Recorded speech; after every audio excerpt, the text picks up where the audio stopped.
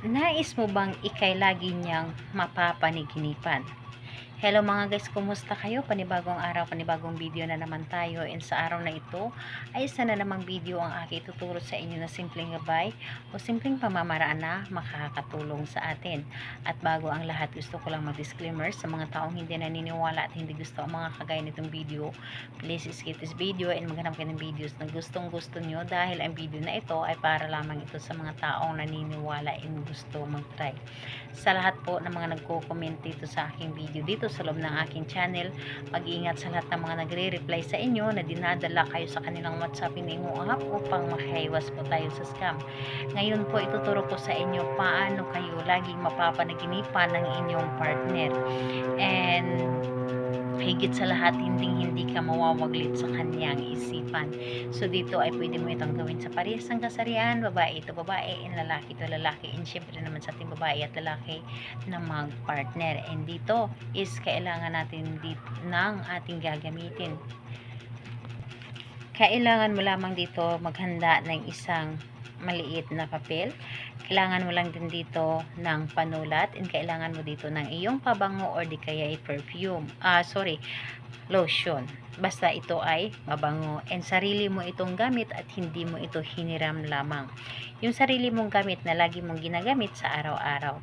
So yun ang dapat nating ihanda, and higit sa lahat, kailangan na alam natin sa ating sarili na gustong-gusto natin itong gawin.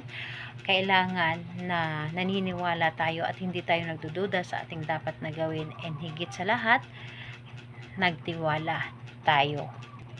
And kapag ready ka na, ay pwede mo na itong simulan. So ang gagawin mo lamang dito, isusulat mo dito sa papel yung kanyang pangalan dito sa itaas, at isulat mo din dito na always mo ako mapapanaginipan at hindi ako mawaglit sa iyong isipan. So yun ang isulat mo. Again po, pangalan niya at apelyido. Always mo ako mapapanaginipan at hindi ako mawaglit sa iyong isipan. Yun ang isulat ninyo. And pagkatapos nun, kumuha kayo ng inyong pabango, isprihan ng isang bisis lamang ang inyong isinulat, o di kaya kung wala kayong pabango, kumuha kayo ng inyong lotion at ipahid po dito sa inyong isinulat para nandito ang inyong energy. So ngayon, ang gagawin ninyo, itupin ang papunta sa inyo at pumikit ka at isipin mo ang inyong target. Sa pamamagitan nito, ikaw, pangalan ni target at apelyido, at sabihin mo dito, lagi mo ako mapapaniginipan simula ngayon at hindi ako magwaglit sa iyong isipan. Walang ibang laman ang iyong isip kundi ako lamang. And pagkatapos nun, ang papel na ito ay ilagay mo sa ilalim ng inyong unan. Dapat yung unan na inyong lalagyan ninyo dito ay unan ninyo na inyong ginagamit sa gabi-gabi. O yun talaga ang una ninyo na ginagamit ninyo sa inyong pagtulog, at huwag hayaan na ang inyong unan ay magamit ng ibang tao. Dapat ikaw lamang ang gumamit nito. Hayaan ninyo ito doon sa ilalim ng inyong unan, at asahan ninyo na ang taong ginawa ninyo nito ay lagi kayong iisipin, at sa gabi ay kayo ang lagi niyang mapapanaginipan.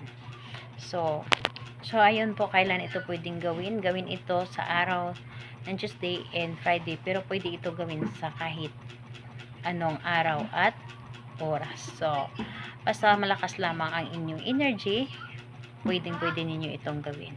So ayun, salamat po sa inyo. Bye bye everyone. God bless us all.